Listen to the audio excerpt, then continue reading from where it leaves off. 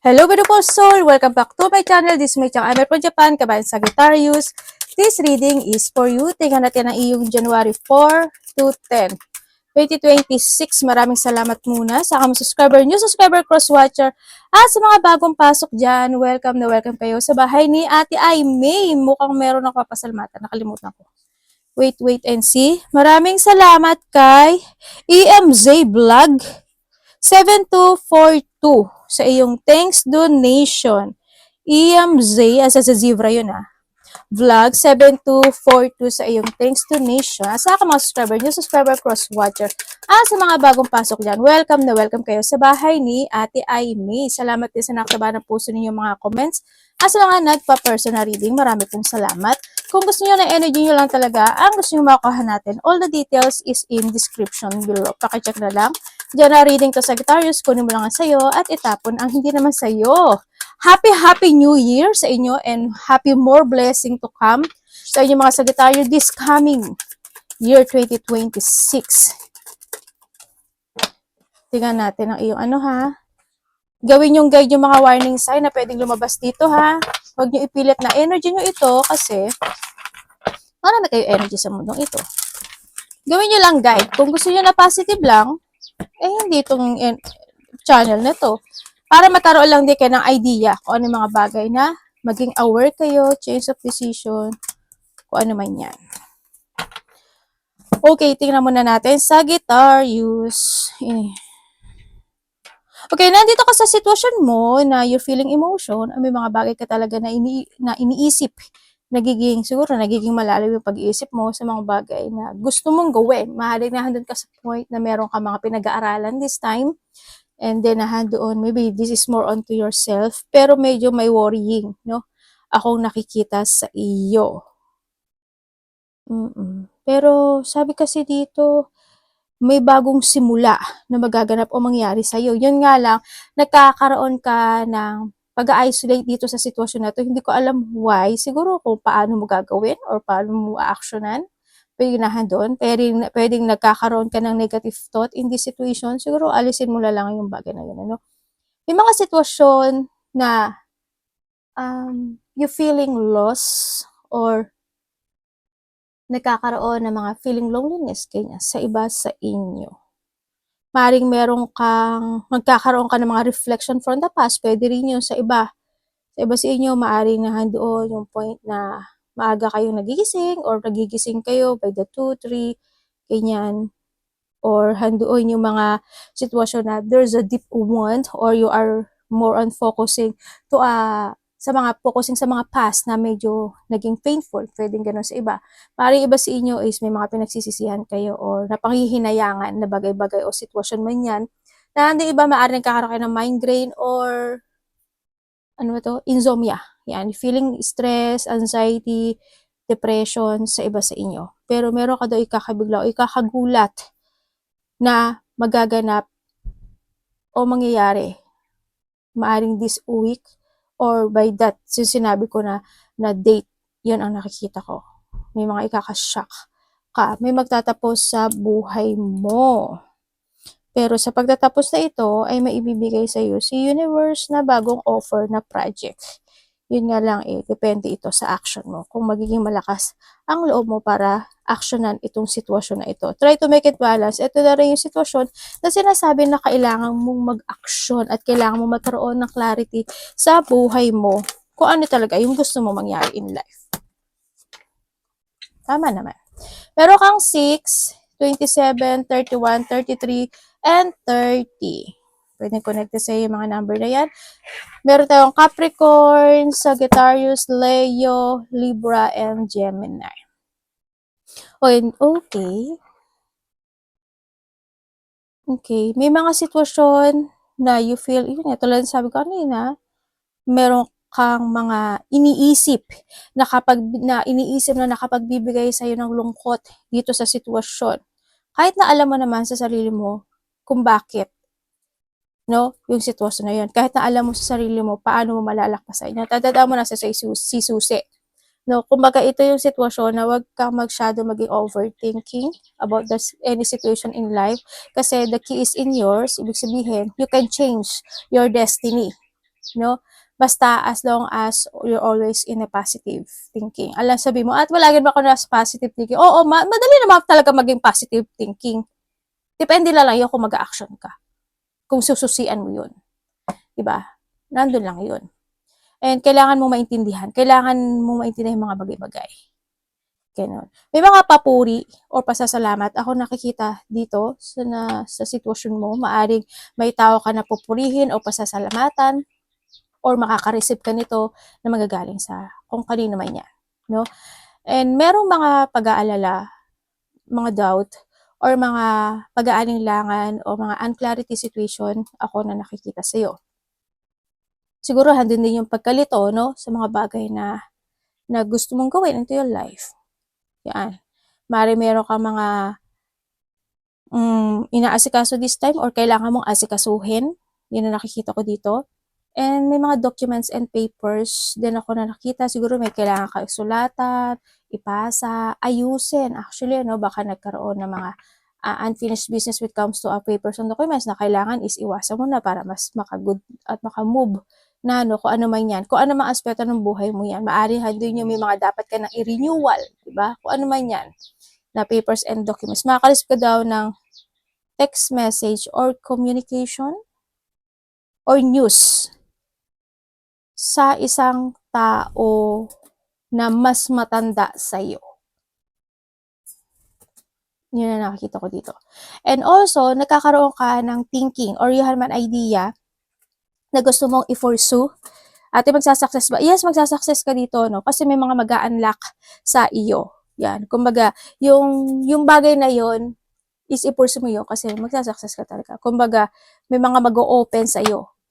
Kumbaga, nahandito rin yung answer and fulfillment, meron din, and your change of destiny.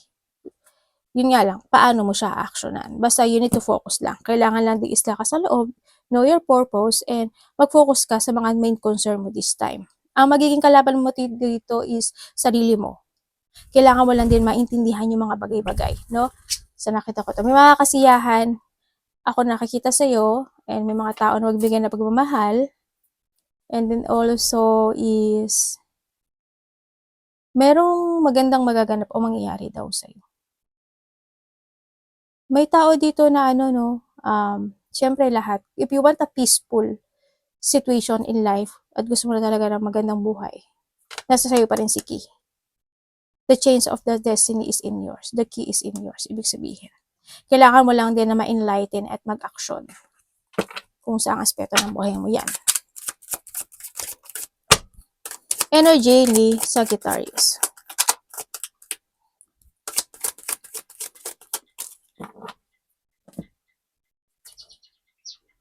Pwedeng merong mag-connect sa'yo na isang tao na meron siyang nararamdaman na lungkot or may problema ito. Or pwedeng ikaw ito, mag-open ka sa kanya. Pwedeng ganun. Vice versa. Your energy.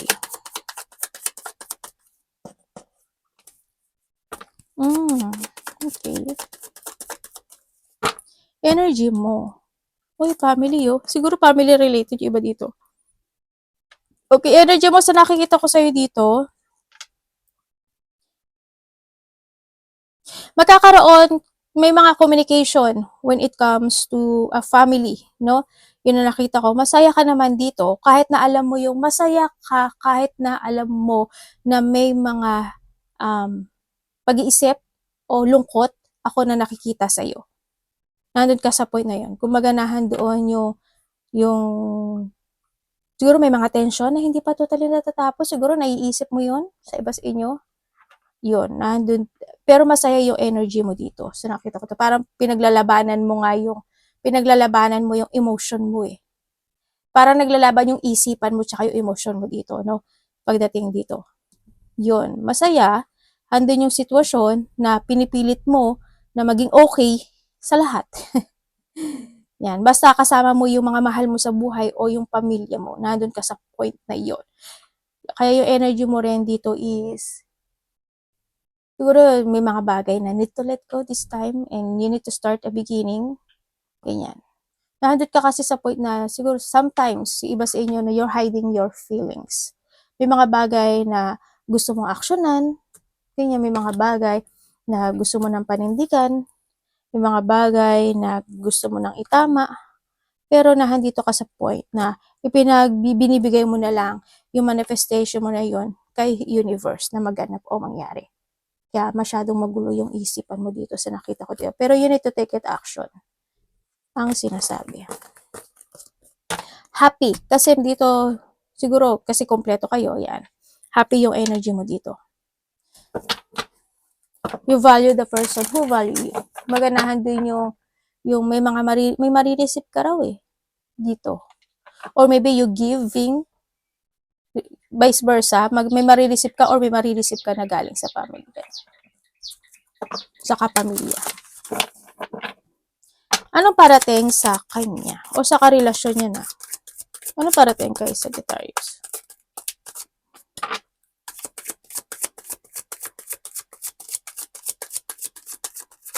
Parating sa kanya.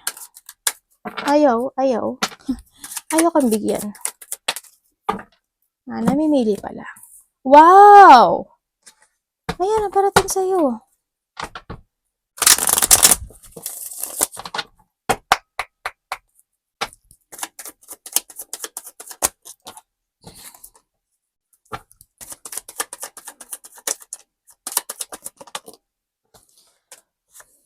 Okay, parating sa'yo.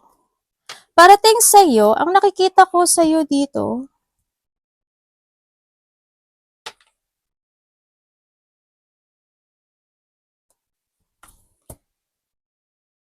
may mas bata nakakausap sa'yo. May bata na nakakausap sa'yo.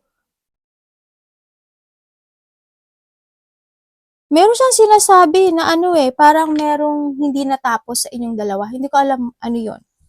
Pero may sinasabi siyang merong something na siguro meron kang hindi nagawa o naibigay o may ganun. Ako nakikita dito. And then also, parating sa'yo, pwede rin na itong tao na to, hindi man siya bata, pwede itong tao na to is in a distance. Pwedeng nasa probinsya, nasa ibang baryo, o nasa ibang bansa. Or magkaiba kayo ng bansa. Kaya magkakaroon ka ng communication sa tao na yun. Kilala mo na to. May pag-uusap. May pag-uusap na magaganap o mangyayari. Yun. And then also, sa iba naman sa'yo, parating sa'yo, andito daw yung sitwasyon na within 3 days, 3 weeks, or 3 months man yan, magkakaroon daw ng mga new opportunity or mga new idea sa'yo. Na pwedeng iyon is mag-success mo as long as you can control and balance. Kumbaga, kung talagang focusan mo siya, magsasucess to. Kaso, wag ka lang magpapaliban. Kasi dito sa sitwasyon, pwedeng magkaroon ka ng pagpapaliban kung saan aspeto ng buhay mo yan. No? Siguro may mga naiisip ka. Diba? Na gusto mong gawin. Wag mong ituloy-tuloy mo lang. Wag kang malack of control. No? Kumbaga, wag yung naumpisahan mo tapos hindi mo naman tatapusin. Wag yun. Kapag naumpisa mo, gawin mo. Actionan mo. Kasi it will success dito. Sa nakita ko dito. Wag yung pabago-bago isip. Yun ang parating sa iyo. Kasi may mga dumarating naman na ideas and project. Yun nga lang. Kailangan mo lang talaga mag-focus doon. You need to put some effort. No, maaaring iba sa inyo is you're in a social media, ganyan. Mas push forward ka pa. Ganyan, sa iba sa inyo. Kaya nakikita ko sa'yo na magiging okay ka naman. Maaaring iba sa inyo by the 3 years, no? Yun. Kasi dito nagkakaroon pa na low energy situation. Nagkakaroon pa ng pabago-bago kasi yung isip na nangyayari. Minsan gagawin siguro, minsan hindi. Gagawin, hindi. Pupukusan, hindi. Pwedeng gano'n. Nagkakaroon ng pag-juggling din kasi siguro minsan. Pero nandito sa sitwasyon na it's up to you to make it happen. Kasi positivity is maganda siya. Magiging abundance ito. May mga bagay na sinasabi dito is renewal, parang gano'n. Yun na nakita ko. There's a renewal or may mga kasiyahan na magaganap sa'yo. Pwede rin na meron dito na lalaki. Pwedeng may lalaki na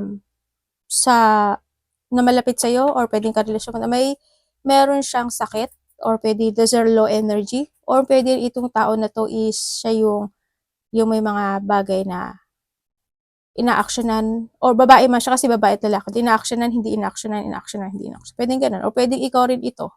O kasi, pero alam mo kung ano yung ginagawa mo, gawin mo kasi magsasucess ka. You will enjoy the fruit of your labor. Dito. Sa sitwasyon. Baby!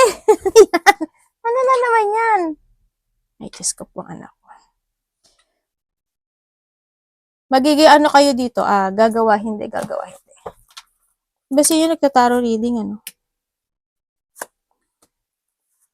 May bila ka na sa buhay mo. Iba dito is marami daw kayong gagawin na mga multitask or mga multiple priorities. Sana maituloy-tuloy niyo siya ha. Kung ano man ito kasi success to. Kung kayo naman is kung may mga buntis or mabubuntis, pwedeng may problema kayo, no? May problema, magpa-doktor kayo kung gusto niyo lang naman magbuntis. Maring may mga problem kasi ako na nakita, pero pwede pa kayong magbuntis. Kailangan lang siguro yung mga kinakain, iniinom, or something, mag-exercise konti, kahit walk-walk lang, para mas maging okay yung inyong, flow ng yung hormones, ganyan. Maging active, kumbaga. Kung may mga buntis na, mag-ingat kayo. Kasi pwede magkaroon kayo ng problema or mahina yung kapit. Maging mahina yung kapit. Dapat iwasan.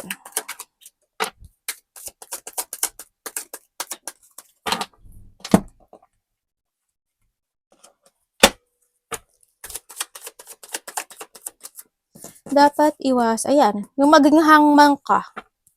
Iba sa inyo, wala naman kayong ginagawa. Kaya pala lumabas dito pa lang, lumabas siya. Yung naghihintay lang kayo ng blessing. Ganyan. Tapos wala kayong ginagawa. Tapos, sana hindi kayo. Ito. Yung, alam mo yung hintay ka lang ng universe, sana po ganito, sana po. Pero wala kayong ginagawa. Naghintay lang. Diba? Huwag ganun. Para dumating yung blessing, magkilos kayo. Kasi nasa inyo rin yun. Iga-guide lang kayo ng universe, ng mga guides nyo sa tamang direksyon. Pero kung i-ignore nyo yun, wala kayong dapat sisihin. Sarili nyo sisihin nyo. Kasi the final decision is in yours. Wala kang pwedeng sisihin na sisihin mo yung mga nasa paligid mo, hindi. Kasi bandang huli, you are the final decision. Ikaw at ikaw magdedesisyon ito. Okay, iwasan mo maging hangman ka. No? Iwasan mo yan, yung hangman ka lang at aasa ka lang kay universe. Hindi masama mag-manifest. Pero kailangan mo rin is mag-action dito. No? Iwasan mo yung magkaroon ka ng mga self-limiting when it comes to your sa sarili. Halimbawa, baka hindi ko to kaya, baka hindi, baka ganyan, baka ganun. Hindi. Kaya mo. Kasi nakaano sa si universe. Ikaw na lang ang hinihintay ng universe. Pero, nandun ka lang. Diba? Hinihintay ka niya. Kung titignan ko nga dito, marami siyang opportunity na bibigay sa'yo. Kailangan mo lang talaga is to take it action. Okay, iwasan mo yung yan, katamaran, ganyan, yung mga gumawa ng mga bagay, or maging hangman, ganyan. Yung gagawa ka ng mga bagay o sitwasyon na it's pointless, ganyan. Iwasan mo yung ulitin yung mga nakaraan. Di ba? Kung dati is nakaraan, ganun ka, bakit pa paulitin this time? Ganyan. Iwasan mo na lang yon. Yung loss of control, ganyan. Magkaroon, yung paulit-ulit ang mga sitwasyon, magkaroon ng mga pagsagabal or tsaka na lang, mga pag-urong na sitwasyon. May mga magkaroon na pagkagambala when it comes sa mga bagay-bagay na gusto mong gawin, na opportunity mo dumarating man. Don't delay any situation in life kasi ikakabago mo ito, no? Nakita ko. Sinasabi rin dito na kailangan mo daw ng discipline. I don't know why, pero siguro sa lahat, ganyan. Siguro kasi, di ba, lahat naman tayo kailangan natin ng disiplina. Siguro sa lahat, sa iniinom, kinakain, sa pera, ganyan. Ngayon is, you need to learn. Ibig sabihin, kailangan mo nang matutong sinasabi dito. Sa kalagitnaan ng taon, magkakaroon ng isang malaking pagbabago sa buhay mo. Na maaring ito is kasisaya mo. Kasi may magaganap o mangyayari na victory and success na maaring related dito ang iyong pamilya. Yan. May mga bagong offer ako na nakikita na parating sa'yo. Another message to ha. Yes, there's a victory and success. May mga goal ka na gagawin na maaring ito is makakamit mo by the half of the year. Congrats kung ano man yan. Love, kapatid, anak, magulang, karelasyon, kaibigan, pamilya. Sagittarius.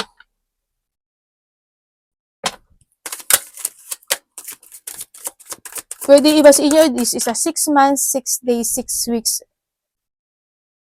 6 days, 6 weeks, 6 months. Or by June. Ganyan. Love, Sagittarius.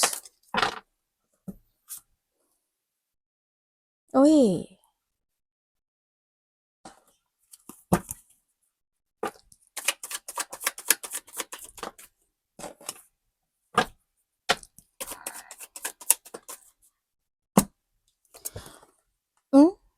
Talaga. Tingnan natin. When it comes sa mga bago dyan. Sa mga bago dyan, maaring... Ay, mga bago. Mga single pala.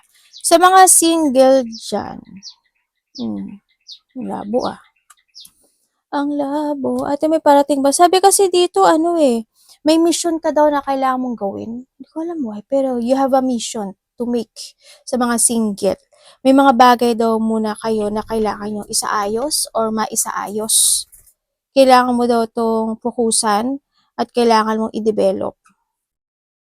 Matagal na itong meron sa'yo. Pero hindi ka lang daw nakakapag-focus. Siguro daw hindi mo daw nagiget yung message niya, ang sinasabi dito. At ito na daw ang panahon o pagkakataon na kailangan mong gawin ito. Kung ano mang mission yan. No? May mission ka raw. Dahil sa mission mo na ito, ikaw ay magsasucess. May sabihin, pinagpo-focus ka niya sa sarili mo. Kasi may mission ka. Sabay sa inyo, sensitive tsaka meron kayong psychic ability. Yan, malakas yung nyo. Ano ba ito? Yung instinct, yan, yung instinct. Malakas yung instinct ng iba. Okay, kung kayo naman is nagkaroon ng paghihiwalay talaga. Kasi why? Yes, there's a breakup. Nagkaroon ng ending, tumahak na ng ibang destination na isa sa inyo, nag-focus ang isa sa trabaho, sa nakita ko dito, pero isa sa inyo is still need, kung handun pa rin yung manifestation, kumbaga nandun pa rin yung nag-focus pa rin siya sa faithful na sitwasyon dahil sa pagkakahiwalay na ito. Maybe iba dito di sa friend. They want to heal this relationship. Maring nandun siya sa point, ay parang may something sa kamay ni mami Andun pa rin siya sa point na syempre, parang tinatanaw ka pa rin yan, or naiisip ka pa rin itong tao na ito. So nakita, kung titignan mo, pareho kayo ng energy. Diba? The cups and the cups. Ibig sabihin, nahadon pa rin na isa sa inyo is nahadon pa rin yung wish come true or hinihiling pa rin. Kung titignan ko, pareho naman kayo Tamo ha. This is the cup, the 9, and the cups. Diba? 9. Asan yung isang cups? Nandun pa rin yung kahilingan ng bawat isa na magkaroon kayo ng connection. Alam nyo, may connection kayo nito soul connection. Nitong tao na to. Yun nga lang, yung isa sa inyo nalilito. No? Ganyan. Nandun siya sa pagkalito. Pero gusto niyang bumalik or nag-iisip na bumalik. Pero yung isa dito is still want to heal. Kung matagal na ito, matagal na to Yung iba dito, matagal na to. O yung iba dito, gusto niya talaga na magkaroon ng development dito sa relationship. Hindi pa rin, pero ate, gumagawa ba siya ng action? Hindi. Hindi siya gumagawa ng action. Wala siyang ginagawa. Dito. Anak, ano ba naman kalokohan yan? Hindi siya nag-action dito. Naghihintay lang din. Kung kayo naman is in relationship, kung kayo is relationship nito, sa nakikita ko dito, may problema kayo, no? Kasi sa paligid nyo, may mga tao na hindi ka gusto, or sa part mo, o sa part niya, may mga tao na hindi gusto ka, or hindi siya gusto sa iyo part na yon. Pwedeng a family, magulang, sa nakita ko dito, ganun. Sa iba sa inyo. Sa iba sa inyo, isa anak nyo, o ilan man ang anak mo, isa, dalawa, tatlo, ganyan. Yun. Yun lang naman ang problema ng iba. Sa iba sa inyo ha, family related. Sa iba naman sa inyo, if there is a third party relationship, oo, meron naman. Oo, meron naman. Ate, mahal niya pa ako? Hindi. Hindi kanya mahal. Kasi ang nakikita ko dito is, kasi there's no love no? Parang nahandon sa point na, hoping hindi mo energy to, dito kasi nagkakaroon ng panggagamit. Yun lang ang nakikita ko dito ha. Kumbaga, siguro magka-negosyo kayo or magka-partnership kayo, ganyan. Or kasi andun si friend. No? Kumbaga, friend yung turing mo sa kanya or siya, turing niya sa'yo is a totally friend. Yun lang ang nakikita ko dito. Kasi, ang nakikita ko dito is kung may mga third party ha, kasi walang good foundation dito sa sitwasyon. Sana hindi kayo dumating sa point na magkahiwalay kayo. Pero, magkakaroon na pagbabago sa relasyon nyo. Sa may mga third party, pwede magkahiwalay kayo. Or, pwede rin na kung kakapit ang isa, pwede nyo pa ito ma-resolve. Kasi may iba dito, may pagtahak na gagawin. Pero, may pagtatapos na magaganap. Sana hindi nyo energy to. Trust your intuition. Pag mahal nyo yung isa't isa. Dito kasi sa nakuha ko, medyo hindi maganda. No, dito kasi there's no love. Sa nakuha ko sa mga iba. Kung sa ano naman, family connection ang hindi nagtutugma sa inyo. Kung mag-aayaw.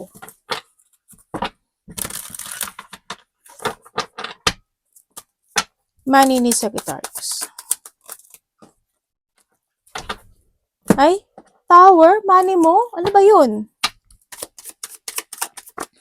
Umaksyon ka, Sagittarius.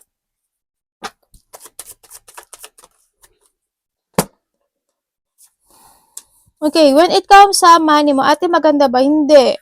Hindi siya maganda. Kasi dito, maaaring hindi ka nakaka-focus. Ganyan. Maaaring hindi ka nakapag-focus or nalalack of idea ka or lack of clarity dito. Kumbaga, nahandoon yung sitwasyon din na medyo mabigat yung mga nararamdaman o yung mga pasanin mo, pwedeng ganun. O yung talagang may problema, sa nakikita ko dito. Kasi dito, this is a problem. More on problem siya. Nagiging unproductive ka para ma-pursue mo yung mga bagay or idea na gusto mong gawin sa buhay mo. Pero alam mo, nagkakaroon ka kasi na miss opportunities dito no? Mag-pursue ka para mabago to.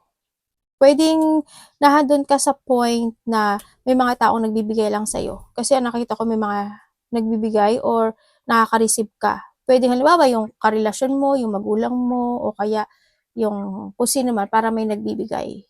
Ako nakikita. Dito, hindi maganda. Alam niyo naman yung ibig sabihin yun. Hindi siya maganda. As in, may mga missed opportunity na nangyayari. Also, this a negative. And also, andun ka na sa point na parang ayoko na ng challenge, ayoko na ng ganito, ayoko na ganitong buhay, nandun sa point Basta be responsible sa nakita ko dito. Pwedeng may mga ikakagulat ka talaga na pwedeng mangyari pagdating sa pera mo. By this week, pwedeng ganun. Ate may problem. Pwedeng ganun sa iba. Tingnan natin. Itutuloy ko siya. That debt. Okay. The Three of Cups. Ano ba yun?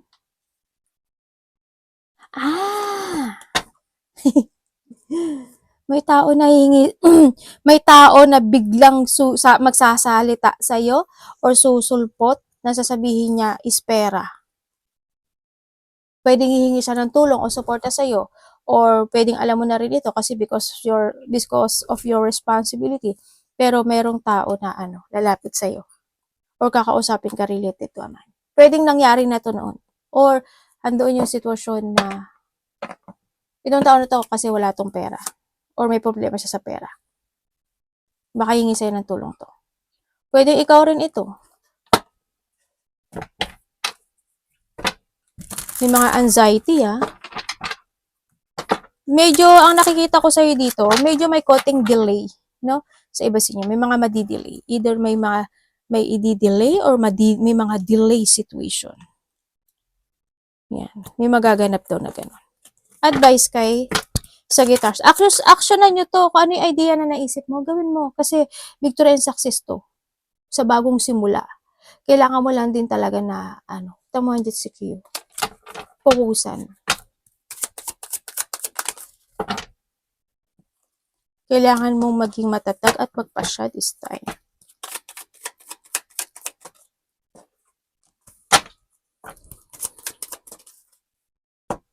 Yung iba sa inyo, the star. May mga nangyaring hindi magandang may mga disappointment tsaka may mga hindi naging magandang outcome ka pala na kailangan mo daw ayusin o heal. No, dito sa nakikita ko dito, marami ka palang dapat gawin. Ibig sabihin, marami kang dapat asikasuhin na mga the past situation. Yun ang sabi.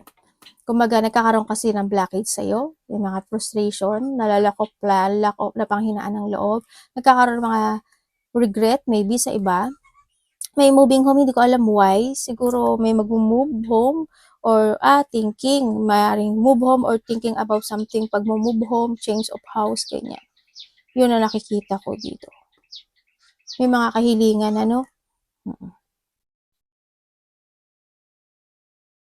Nahahata ka ng nakaraan, dito,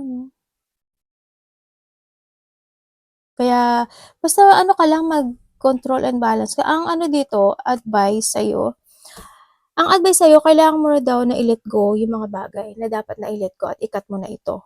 You need to control and balance any situation in life. Siyempre, kailangan is always balancing. No? And then also, ang sinasabi rin is, this is a time to take it action. May mga bagay na kailangan mo na i-progress, ilaya mo daw yung sarili mo at maging sumubukan ng mga bagay-bagay. No? Mag-explore ka na, mag-explore to growth, ganyan. You need to become a very creative person, ang sinasabi dito. Tandaan mo palagi na don't wait. Kumbaga wag ka lang daw maging hangman. Basta hangman. Hangman ka ba? Mukhang hangman yung iba sa inyo. No? Wag ka lang maghintay, ganyan. Wag ka lang maging hangman. Tandaan mo palagi daw na the choices is always available is in yours. Kung saan aspeto ng buhay mo yan, nasa sayo. You need to see the fact of the situation lang, no? Ang sinasabi. And then, you need to pursue na yung mga bagay na gusto mo. Tandaan mo, walang sino man ang makakapag-control sa atin, kundi ang sarili din natin. Wala tayong ibang sisihin, kundi ang sarili natin. Kasi it's our choice. The final decision is ours. Nasa sa inyo yun. No? Yun. Arigato namaste, God bless.